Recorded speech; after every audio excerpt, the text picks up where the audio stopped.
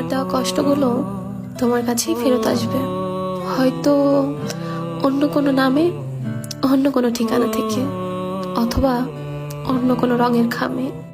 অনেক দিন পরে আসবে, কিন্তু আসবেই। সেই ফিরে আসার খবরটা হয়তো আমি টের পাবো না, কিন্তু তুমি ঠিকই টের পাবে।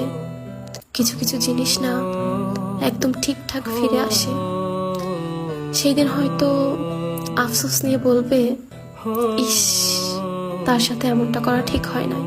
আমি ঠিক অভিশাপ দিচ্ছি না, তবে আমি খুব করে চাই আমার সাথে অন্যায় করা মানুষগুলোকে আল্লাহ তাআলা নিজ হাতে শাস্তি দিক।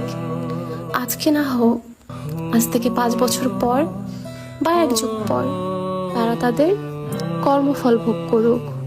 তারা এটা বুঝুক, আল্লাহ ছাড় দেয় কিন্তু ছেড়ে দেয় না। একটা মানুষের জন্য তুমি ঠিক যতটুকু